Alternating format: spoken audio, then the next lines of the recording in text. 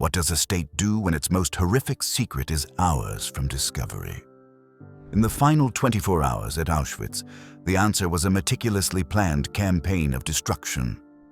The SS torched the vast Kanada warehouses, stuffed with the looted possessions of victims, and aimed to dismantle the very machinery of death. By November 1944, the strategic situation for Nazi Germany had deteriorated beyond any hope of recovery. The Red Army's Vistula-Oder offensive was imminent, poised to shatter German defensive lines in Poland. This military reality reached the highest levels of the SS command, forcing a logistical and moral calculation. The secret of Auschwitz could not be allowed to fall into enemy hands intact. Heinrich Himmler, the Reichsführer SS, issued a clandestine directive that month. It was not an order to fortify the camp or mount a defense. The instruction was for systematic obliteration. This was a command to unmake the crime scene. The directive explicitly demanded the immediate cessation of all gassing operations. It further ordered the physical demolition of the crematoria and gas chambers, the very engines of the extermination process. Himmler's intention was transparent. He sought to erase the physical proof of the genocide. The goal was to leave nothing for the advancing Soviets but empty fields and ambiguous ruins. This was a cold administrative attempt to rewrite history. The machinery of death, so meticulously assembled, was now to be disassembled with the same bureaucratic efficiency. The order filtered down the chain of command to Auschwitz commandant Richard Baer, initiating a covert demolition operation. This plan represented a final, desperate act of denial. The SS High Command understood that the camp's existence was a liability of unimaginable proportions. Their strategy shifted from mass murder to mass concealment. The directive provided the blueprint for the frantic activity that would define the camp's final hours. It was a calculated effort to shield the perpetrators from accountability by destroying the evidence of their crimes. Yet, the execution of this order on the ground would diverge significantly from the clean plan drafted in Berlin. The scale of the destruction required was monumental. The crematoria were massive, reinforced concrete structures. The sheer volume of incriminating evidence, from mountains of personal effects to detailed administrative records, posed an almost insurmountable logistical challenge. Time was the critical and dwindling resource. As Soviet forces continued their advance, the pressure to complete the cover-up intensified, ensuring that the process would be rushed, chaotic, and ultimately incomplete. The gap between Himmler's command for a total erasure and the grim reality on the ground in Auschwitz would determine what history would ultimately discover. Crematorium V's final hours reveal how policy on paper collided with practice on the ground, not in renewed gassing, but in what remained of the camp's mortuary system. Located in the Birkenau sector, Crematorium 5 was the last major cremation facility left in service. The gas chambers had been shut down after the November directive. What persisted was its role as a crematorium for those who died from disease, starvation, exposure, and shootings as the camp unraveled. While the other crematoria were disabled or partially dismantled, this structure continued to receive bodies, its utility postponing its destruction. The furnaces most likely operated into January 26, 1945. That activity did not signal ongoing mass extermination by gas. It reflected the grim normality of death in a collapsing camp. The local SS prioritized disposal of corpses even as orders for demolition gathered force. The abstract demand to erase the infrastructure existed alongside the daily reality of death that still required fire. For the Sonderkommando prisoners forced to run the ovens and clear the facilities, the danger remained absolute. They were compelled to process remains, sort ashes, and cover the traces of killings already committed. Many understood the pattern. Those who knew the most were at greatest risk. Previous Sonderkommando units had been murdered to silence witnesses. As the end approached, these men worked under the shadow of likely liquidation. The guards faced a tactical decision: Crematorium 5 was a reinforced complex with chimneys, flues, and heavy furnace assemblies. They could attempt to dismantle it piece by piece, removing bricks, grates, and metal fittings, or employ explosives to collapse the structure quickly. Survivor accounts from other sites describe both methods, taking down chimneys by hand, stripping furnaces, and, when time ran out, laying charges. On January 26th, the choice narrowed to destruction. Charges were placed to bring down the building and deny investigators an intact crime scene. The intent was to fragment the structure, obscure the layout of the gas chamber rooms, and scatter the mechanical elements of the ovens. Yet ruins tell their own story. Foundations, collapsed chimneys, and twisted furnace frames preserved a map of the facility's purpose. This last act formed part of the broader cover-up. Alongside blowing up Crematorium 5, the SS burned archives, dispersed human ashes, some ground and scattered in waterways and fields, and attempted to clear out stores that linked objects to victims. They moved with haste, but the scale of the evidence outstripped the hours left to them. As fires rose and demolition charges cracked concrete, another target demanded immediate attention: the vast warehouses where the possessions of the murdered had been sorted and stored. There, the sheer volume of material posed a different problem for the SS and a different kind of proof for the world that was about to arrive.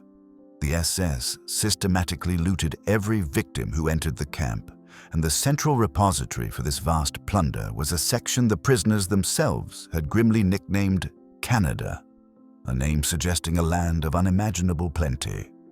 These warehouses, a sprawling complex of barracks, held the accumulated evidence of nearly 1 million lives. They were not merely storage facilities. They were a meticulously organized catalogue of extinction, filled with mountains of shoes, tens of thousands of suitcases, countless pairs of eyeglasses, and bales of human hair shorn from the victims. In those final frantic hours, the destruction of Kanada became an absolute priority. The sheer scale of the material presented a logistical nightmare for the SS. Setting these storehouses ablaze was the only feasible method, but burning such an immense and varied quantity of objects efficiently is nearly impossible. The guards tasked with the arson worked with frantic urgency, fully aware the Red Army's arrival was imminent. They ignited massive conflagrations, fires so large they would have been visible for miles across the frozen Polish landscape, serving as a stark beacon of the regime's crumbling control. This was more than an attempt to destroy evidence. It was a desperate act to erase the personal identities of the murdered and conceal the industrial scale of the plunder. The items represented not just proof of genocide, but enormous wealth that the Reich had intended to recycle for its war effort or profit from. Eyewitnesses and subsequent investigations detail the staggering quantities that were meant to be consumed by the flames. Over 44,000 pairs of shoes, 88 pounds of eyeglasses, thousands of suitcases, and more than 12,000 pots and pans brought by those who believed they were being resettled. The chaos of the retreat further compromised the cover-up. Before the torching began, many SS men, along with retreating Wehrmacht soldiers, raided the warehouses for their own personal gain, seizing valuables and further scattering the evidence they were under orders to eliminate. This self-serving looting underscored the disintegration of discipline and the sheer desperation of the final hours. The ensuing fires, while devastating, were only partially successful. The process was too rushed, the volume of material too great. Piles of scorched but recognizable belongings survived the inferno. Melted composites of leather, metal, and glass, twisted and blackened but undeniably human. This haunting, tangible record of loss and systematic theft awaited the liberators, providing irrefutable physical proof of the crime that the SS had been so desperate to hide. The attempt to burn Kanada to the ground ultimately failed to conceal the truth. Instead, it created a different kind of evidence, a stark testament to both the scale of the atrocity and the panic of its perpetrators. The bureaucratic machinery of Auschwitz ran on paper. Beyond the visible horrors, the most incriminating evidence was the meticulously kept archive. The SS maintained extensive records detailing every aspect of the camp's operations. These files contained transport lists naming those who arrived on the death trains, detailed death books recording false causes, and logistical documents outlining the entire process. This paperwork transformed industrial-scale murder into an administrative routine, creating a damning paper trail of intent and method. As the Red Army closed in, the destruction of these archives became a paramount objective for the SS. Their primary goal was to obliterate the administrative evidence that could be used for prosecution. It was an attempt to kill the memory of the camp and create plausible deniability for the perpetrators. The political department, responsible for prisoner punishment, spearheaded the effort. They systematically targeted hundreds of thousands of records pertaining to Jewish prisoners who had been gassed or executed. Furnaces and hastily built bonfires were fed with thousands of pages of transport lists and registration forms. Yet the destruction was strategic, not total. The SS employed a selective approach. While records of those immediately exterminated were prioritized for destruction, lists of registered prisoners still alive and deemed useful for labor were often preserved. This tactic reflected the dual conflicting priorities of the final hours, concealing the most heinous crimes while attempting to maintain a semblance of operational control over the remaining human assets. The sheer volume of documentation made complete obliteration an impossible task in the limited time. Paper is a resilient medium, and the frantic, haphazard nature of the burning meant countless documents were only partially destroyed or entirely overlooked. The prisoner clerks who had been forced to handle this documentation understood its profound significance. These individuals were acutely aware that the files they processed contained irrefutable proof of systematic murder. Their knowledge of both the records and the SS's desperate efforts to destroy them placed them in extreme danger. They were living witnesses to the crime and to the frantic cover-up operation unfolding around them. The burning of state archives is a classic tactic of a collapsing regime, a final act of erasure aimed at shielding the guilty from accountability. The systematic destruction of files was a critical component of the overall cover-up, designed to shatter the paper trail that proved the scale and bureaucratic nature of the genocide.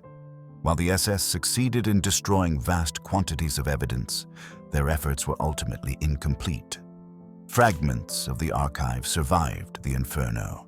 These charred documents, these scattered pieces of administrative proof, would later be gathered and used as critical evidence in post-war investigations and the Nuremberg trials. They provided the world with incontrovertible evidence of the cold, calculated bureaucracy that managed the Holocaust, ensuring that the full truth, as recorded by the perpetrators themselves, would not be fully extinguished. While the SS orchestrated the evacuation of tens of thousands of prisoners on forced death marches, thousands remained trapped within the camp's perimeter. Approximately 7,000 prisoners were left behind. Almost all were inmates the Nazis considered useless for further labor, those too ill, too weak, or too emaciated to march. They were concentrated in the main camp, Auschwitz the Warm, and particularly within the infirmary blocks of the sprawling Birkenau complex. These prisoners were now trapped inside a facility that was actively being unbuilt around them. The familiar and terrifying routines of roll call and forced labor ceased entirely. This cessation of the camp's brutal rhythm was profoundly disorienting. It was replaced by an unnerving quiet, punctuated not by the sounds of industry, but by the concussive blasts of demolition and the increasingly distinct rumble of artillery from the east. The omnipresent SS patrols grew less frequent, their attention diverted to the logistical nightmare of evacuation and the systematic destruction of evidence. This absence of control created a vacuum of terrifying uncertainty. For the prisoners, the approaching sounds of battle offered no guarantee of salvation. A mass execution before the Red Army could arrive was a palpable and rational fear. The SS had a long and documented history of liquidating entire camp populations to prevent liberation. The hospital blocks, meant for quarantine and often a prelude to death, paradoxically became shelters of last resort. The sickest prisoners, those who could not move, could only await whatever fate approached. The psychological torment of this waiting period was profound. After enduring years of systematic dehumanization, starvation, and the constant presence of death, the final hours has introduced a new kind of agony. It was a suspended state between the known horror of the camp and the terrifying unknown of either liberation or a final massacre. There was no information, only speculation and dread. Every distant explosion could signal their salvation or their immediate annihilation. This group of abandoned prisoners represented a catastrophic failure in the SS cover-up plan. The regime's objective was to leave no living witnesses. By failing to evacuate or eliminate these 7,000 individuals, the SS left behind the most damning evidence of all: human testimony. These men and women were living archives of the camp's operations. They had witnessed the processes, recognized the perpetrators, and experienced the brutality firsthand. Their emaciated bodies were themselves incontrovertible proof of the conditions. Their survival would provide the world with the most immediate and powerful account of the camp's reality. They were the ones who could point to the ruins and explain what had happened there. They could identify the purpose of the strange structures and describe the mechanics of the genocide. The failure to silence these witnesses ensured that the story of Auschwitz would be told not through the cold, sanitized documents the SS tried to burn, but through the voices of those who had survived its absolute depths. These individuals became the essential link between the physical evidence left behind and the human tragedy it represented. The task that remained inside the wire was narrow and brutal. The rear guard's mission was not to fight a set-piece battle, but to finish demolitions and delay discovery for as long as possible. As the main body of SS guards and administrative personnel evacuated westward, a smaller contingent stayed behind. Most senior officers had already departed by around January 21st. What remained were guards and specialists tasked with continuing demolition work and maintaining a thin presence. Their assignment was practical rather than grand. Complete the destruction orders still in motion and cover the withdrawal. Their operational aim was limited.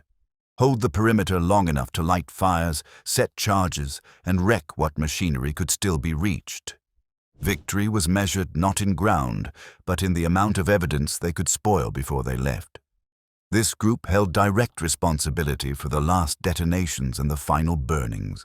They oversaw the fires consuming records and saw to the placement of charges at facilities marked for destruction. Each hour they remained allowed more to be broken, burned, or scattered. The plan, such as it was, operated under severe strain. The timeline had collapsed.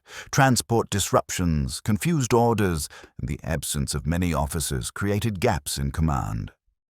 What had been issued as a directive months earlier now faced the reality of dwindling manpower and tools.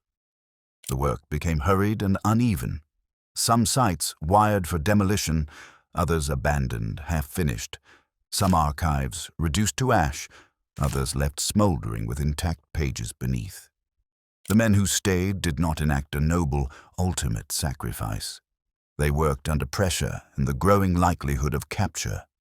Artillery thumped in the distance. Patrol patterns broke down. Desertion was a risk the leadership could not fully manage.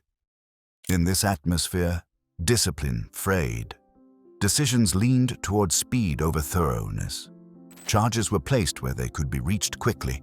Fires were set with whatever accelerants were on hand. The result was an inconsistent outcome across the camp's sprawling zones.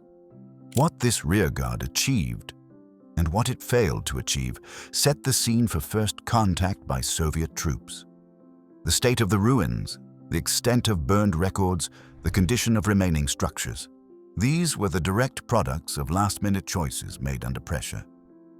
A well-prepared demolition plan had been envisioned months earlier. A rushed, fragmented execution was the reality on the ground. This was the end stage of the cover-up, not a triumphal last stand. The men who remained aimed to obscure layout, destroy mechanisms, and muddy timelines. Yet the accelerant for their haste came from outside the wire. The nearer the front pressed, the less precise their work became, and the more the camp's sounds changed around them. The dominant soundscape of the camp on January 26th was no longer the clamor of industry or the bark of guards. It was replaced by a deep, percussive thunder rolling in from the east. Soldiers of the First Ukrainian Front, under Marshal Ivan Konev, were engaged in the massive Vistula Oder offensive. Heavy fighting raged in towns just kilometers from the camp, and the concussive reports of Soviet artillery grew steadily louder and more distinct throughout the day. This was not a distant rumble. It was the audible approach of the front line. For the SS rearguard tasked with the final cover-up, each explosion was a stark reminder of their shrinking timeline. The sound imposed an external pressure that their superiors in Berlin could not have calculated. It transformed their methodical demolition plan into a frantic race. Every detonation from the battlefield forced them to accelerate their own controlled explosions and arson. Actions that required precision were now executed in haste. The need for meticulous placement of demolition charges competed with the primal urge to flee. This acceleration directly led to critical mistakes and oversights. Structures were set ablaze but not fully consumed. Explosives were placed hastily, resulting in incomplete destruction that left telltale ruins. The relentless auditory countdown introduced a chaos that the SS cover-up plan was not designed to withstand. For the prisoners left behind, the same sound held a profoundly different meaning. It was the first tangible sign of a possible end to their ordeal. After years of hopelessness, the artillery fire represented a force powerful enough to shatter the SS monopoly on violence that had defined their existence. Yet this hope was inextricably mixed with a visceral fear. They were trapped inside a perimeter that could instantly become a battlefield. Liberation might arrive in the form of a shell detonating on their barracks. The sound was both a promise of salvation and a threat of being caught in the crossfire of a final, desperate stand. The changing soundscape marked a fundamental shift in the camp's reality. The industrial noises of genocide, the arriving trains, the machinery of the crematoria, had fallen silent. They were replaced by the conventional sounds of a war the Nazis were clearly losing. This auditory transition underscored the collapse of the camp's specific horror and its reabsorption into the broader conflict. The SS were no longer masters of an isolated universe of death. They were now simply soldiers in a retreating army, cornered and desperate. The proximity of the Red Army's artillery was the single greatest disruptive force to the SS cover-up operation. It was an external variable that no amount of bureaucratic planning could control. The sound forced the perpetrators to prioritize speed over thoroughness, panic over precision. It signaled the absolute and inevitable failure of their mission to erase the past. The truth was not just advancing on the ground. It was announcing its arrival with undeniable force, ensuring that the physical evidence of the crime would survive the perpetrator's frantic attempt to destroy it. The artillery fire guaranteed that the liberators would find more than just empty fields. The final explosions marked the most dramatic phase of the cover-up, when demolition replaced fire as the tool of erasure. Crematoria 2 and 3 had already been taken out of service months earlier and systematically dismantled by forced labor, their components removed piece by piece. But other key structures remained, their reinforced concrete shells stubbornly resistant to fire alone. The SS demolition squads, operating under immense time pressure, turned to high explosives as their ultimate means to cripple what they could not fully remove. The use of demolition charges required specific expertise and precious time, two resources evaporating with each passing hour. The rearguard units were not combat engineers, Their training was in guard duty and administration. Placing charges to ensure the collapse of a massive fortified building like a crematorium is a technical task. It requires identifying load-bearing points and using the correct amounts of explosives. Rushing this process guarantees incomplete results. The advancing front made clear that the time for meticulous work had passed. The resulting blasts came on January 26th as the SS prepared for final evacuation. The concussive force ripped across the camp's zones and out over the frozen plain, announcing the violent end of structures built for industrialized killing. These detonations were intended to be the final act of the death factory, reducing the most incriminating buildings to anonymous piles of rubble. It was the most literal attempt to turn physical proof into dust. But demolitions are an imprecise science under duress. The goal of complete annihilation is often theoretical. The reality on the ground is partial destruction. Explosives can shatter walls and drop roofs, but they frequently leave foundations intact and scatter identifiable debris. A twisted steel door, a segment of ventilation ducting, the base of an oven frame, each element can be read for function and intent by those who know the system. The SS aspiration was to leave the Soviets with meaningless debris. The result was a landscape of suggestive ruins. The shattered remains of the crematoria, though damaged, stayed legible in purpose. Their distinctive outlines, chimney bases, flues, and the industrial debris fields surrounding them provided physical testimony that withstood the blast. Timing sharpened the meaning. Explosions on the 26th indicate the cover-up continued into the last hours before withdrawal. The effort was symbolic and practical. Destroy large-scale evidence in the moments left. Yet the ruins these explosions created did not conceal the truth. They framed it. The infrastructure's bones were still visible, the layout still traceable, the purpose still inferable. What those blasts could not reach or fully consume remained scattered across the camp's grounds. In the wake of the detonations lay the test of the plan's limits. What evidence the retreat left behind? The SS cover-up plan was comprehensive in its theoretical design, but fatally flawed in its practical execution. The sheer scale of the crime they attempted to conceal proved to be their greatest adversary.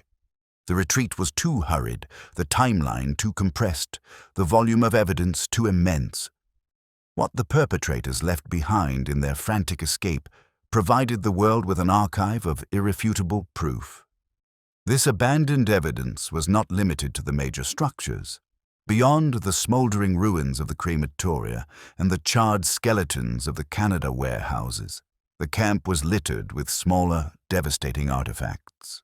Soviet soldiers and investigators would later document countless specific items.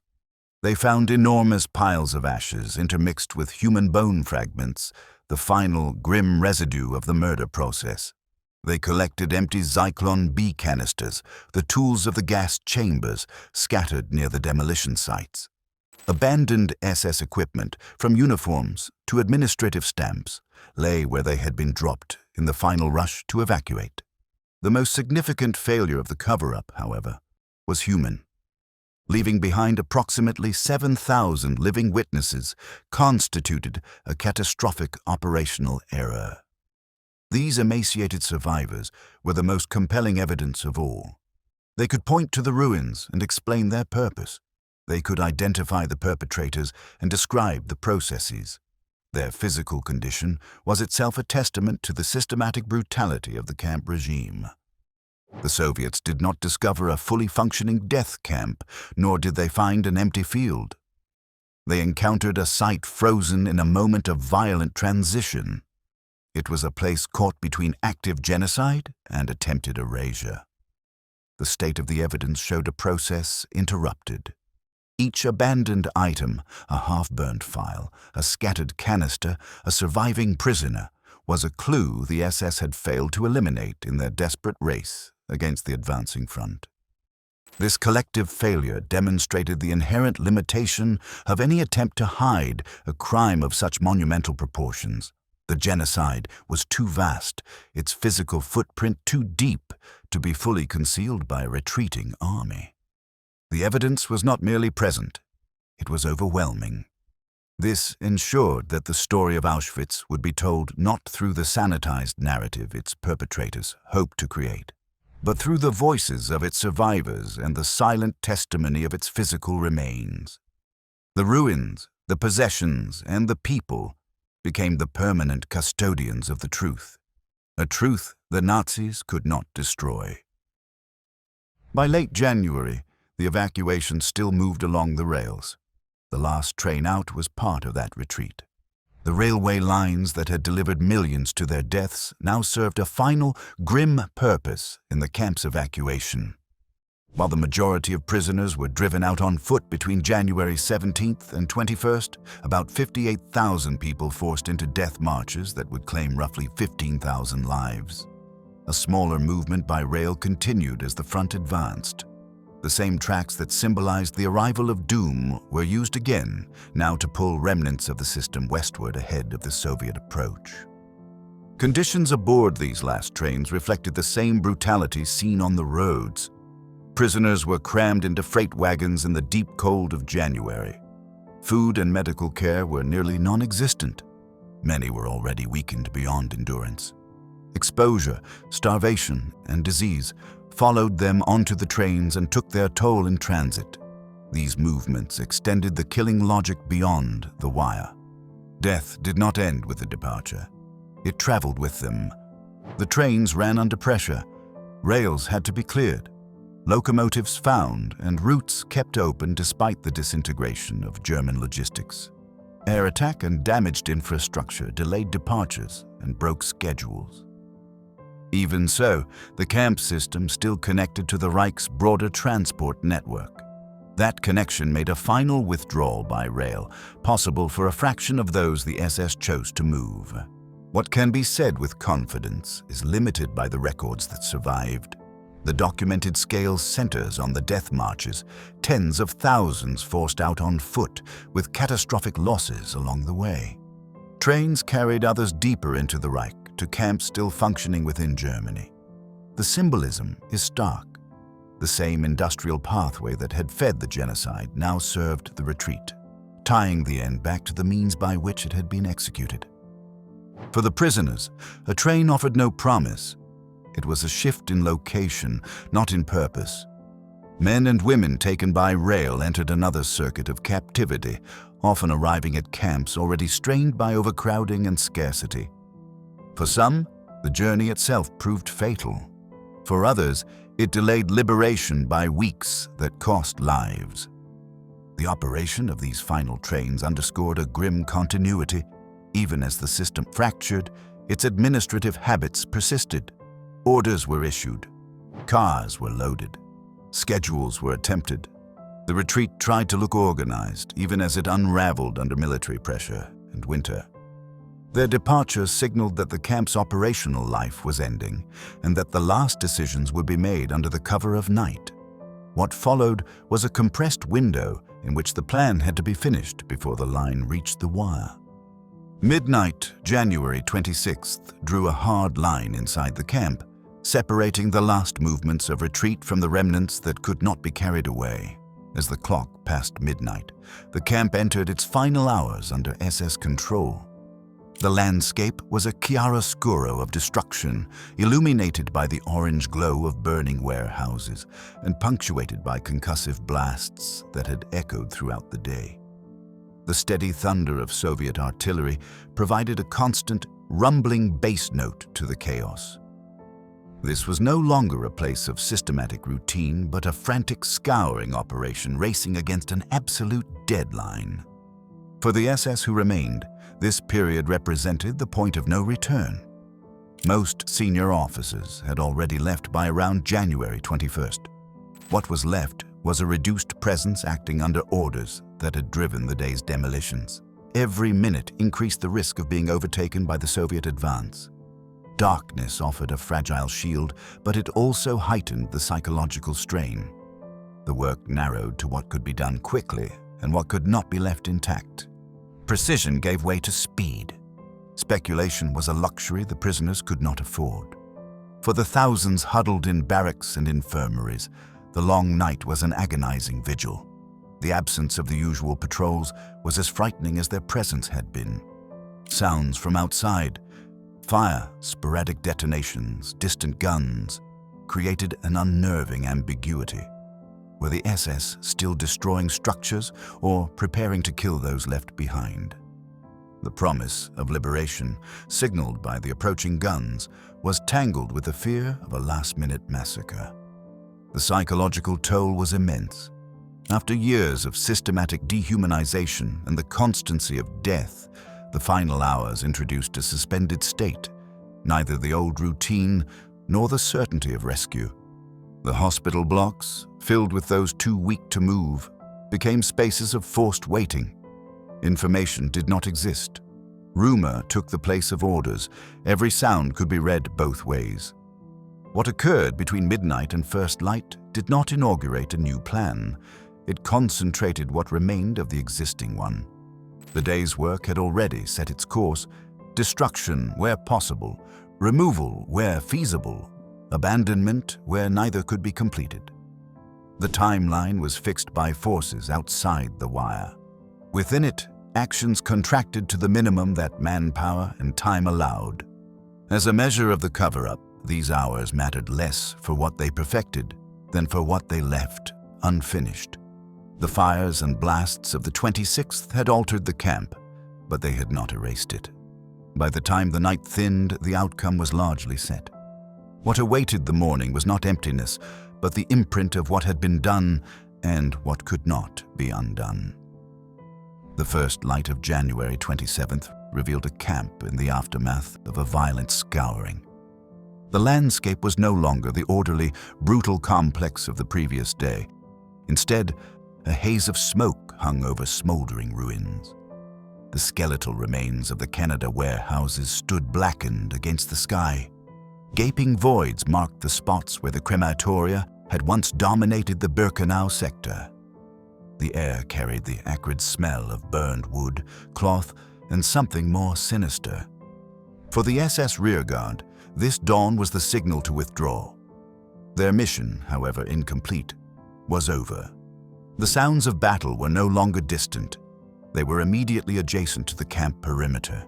Small arms fire and the roar of tank engines could now be clearly distinguished. The remaining guards conducted final checks, ensuring no major evidence had been overlooked in the darkness. Their departure was not a formal retreat, but a quiet, hurried exodus. The silence that followed their exit was as significant as the noise of their destruction. It marked the definitive end of SS control. For the prisoners who cautiously emerged from the barracks, the morning light brought a scene of both devastation and profound change. They saw the scars of the frantic cover-up, the fires, the rubble, the absence of key structures. More importantly, they saw the absence of their captors. The SS patrols were gone. The systematic terror that had governed every minute of their lives had vanished. The camp was now in a state of limbo, a no-man's land between the collapsed Nazi regime and the advancing Soviet force. The systematic cover-up had ended. What remained was the raw aftermath. The SS had succeeded in destroying specific targets. They had blown up buildings and set fires, but they had failed in their ultimate objective: to erase the evidence of genocide. The scale of the crime was too vast to be concealed in a single day. The evidence was not hidden. It was simply transformed. The ruins of the crematoria were not anonymous rubble. Their distinctive foundations and scattered industrial components told a clear story. The charred remains of the warehouses still held the shapes of countless lives. The presence of thousands of emaciated survivors was the most glaring failure of the plan. The dawn of liberation revealed the partial success and the ultimate failure of the SS's 24-hour campaign. The evidence was damaged, but it was overwhelmingly present. The stage was now set for the world's confrontation with the truth. The smoldering camp awaited its liberators, a vast and silent testament to the horrors that had transpired there and the desperate, futile attempt to hide them. The physical reality on the ground would dictate the historical narrative, not the wishes of the perpetrators. The truth had survived the night. The first Soviet scouts belonged to the 60th Army of the First Ukrainian Front, moving ahead of larger formations to determine what remained inside the wire. The first soldiers to cross into Auschwitz were not the main liberation force. They advanced cautiously along the perimeter, trained to read ground and anticipate traps. These were veteran troops, hardened by years of combat on the Eastern Front. They expected to encounter a fortified position, perhaps a desperate rearguard of SS troops making a final stand. Their training prepared them for a firefight, not for what they actually discovered. They moved into an eerie, smothering quiet. The anticipated resistance never materialized. The silence was broken not by gunfire, but by the faint, weak voices of emaciated men and women emerging from barracks and hiding places. These were the prisoners, the 7,000 souls left behind.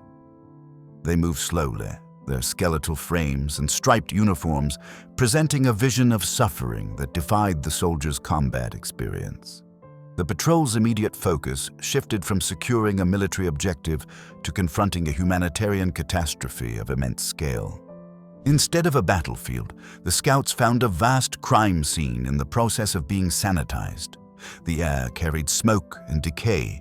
They noted the smoldering ruins of massive warehouses and the distinctive, shattered foundations of large industrial buildings. They saw the scattered debris of the cover-up, piles of ash containing bone fragments, empty Zyklon B canisters, and the chaotic aftermath of hurried demolitions. The evidence the SS had tried to burn and blow up was everywhere, silently testifying to the horror. Their initial reports, sent back to command, struggled to convey the magnitude of the discovery. They described a place of systematic horror, a factory dedicated to death. They were the first outsiders to witness the SS's failed cover-up firsthand. They saw not only the physical evidence, but also the human evidence, thousands of living witnesses whose very existence contradicted the Nazi attempt at erasure. This immediate human encounter shaped the military's understanding of the site. It was no longer just a captured position, it was a monument to unprecedented criminality. The arrival of these scouts marked the definitive end of SS control over Auschwitz. Their presence signaled that the regime's attempt to control the narrative had failed. They were the first to see that the cover-up had been incomplete, that the truth had survived the flames and explosions. This small unit became the conduit through which the world would first learn of the camp's purpose, turning a tactical reconnaissance into a moment of historical reckoning. Their measurements, observations, and stunned testimony opened the way for medical teams and investigators and framed the contradictions the next hours would lay bare. The final 24-hour operation left a contradictory legacy, a testament to both the destructive power of the regime and the inherent impossibility of concealing a crime of such magnitude. The SS succeeded in achieving specific tactical objectives. They demolished key structures like crematorium V with explosives. They set the Kanada warehouses ablaze, incinerating vast quantities of looted possessions. They burned mountains of administrative files, creating deliberate gaps in the bureaucratic record. In these targeted acts, they managed to destroy irreplaceable evidence and complicate the historical narrative. Yet their overarching strategic mission was a definitive failure. The sheer enormity of the genocide made complete erasure a logistical impossibility, especially under the pressure of the advancing Soviet front. They failed to erase the overall scale of the crime. The evidence they left behind was not merely residual, it was overwhelming. The ruins of the crematoria, though shattered, were unmistakable in their industrial purpose. The charred but recognizable remnants in the Kanada sector spoke to the volume of plunder. Most significantly, they left behind approximately 7,000 living witnesses. This surviving evidence became the foundation for post-war justice. The ruins, the possessions, and the survivor testimony were presented at the Nuremberg trials and subsequent proceedings. They provided the undeniable physical and human proof necessary to convict the architects and perpetrators of the Holocaust. The cover-up attempt itself became a critical part of the historical record. The very fact that the SS undertook such a frantic, systematic operation demonstrated a clear consciousness of guilt. It proved they knew their actions were criminal and that they sought to evade accountability. This effort to vanish became a permanent part of their indictment. The preserved grounds of Auschwitz-Birkenau, now a UNESCO World Heritage Site and Memorial, are a direct consequence of the SS's incomplete demolition. The iconic ruins visitors see today are the very structures the Nazis tried and failed to completely destroy. The memorial's power derives from this authenticity. It is not a recreation, but the actual crime scene, frozen in its state of partial erasure. The story of the final day is ultimately one of a system attempting to vanish but being held accountable by the evidence it could not destroy. The legacy of the cover-up is a paradox. The effort to erase the crime ultimately cemented its place in history. By leaving behind a landscape of ruined gas chambers, smoldering warehouses, and emaciated survivors, the Nazis provided irrefutable proof that condemned them for all time. The failed concealment ensured that Auschwitz would not be forgotten. It stands as a permanent rebuttal to denial and a stark lesson on the resilience of truth. The regime's final, desperate act to control the narrative instead guaranteed that the world would remember the horror exactly as it was. The final hours at Auschwitz reveal a chilling truth. The machinery of genocide included a plan for its own erasure. The systematic demolition and burning were not panicked acts, but a calculated attempt to rewrite history, an effort directed from the highest levels of the SS. The perpetrators sought to vanish the evidence of their crime, leaving only empty fields for the liberators. Yet the mountains of evidence that remained, the haunting ruins of the crematoria, the charred remnants of plundered lives, and the powerful testimony of thousands of survivors, stand as permanent witness to their failure. This final, desperate act demonstrates the regime's consciousness of its own criminality.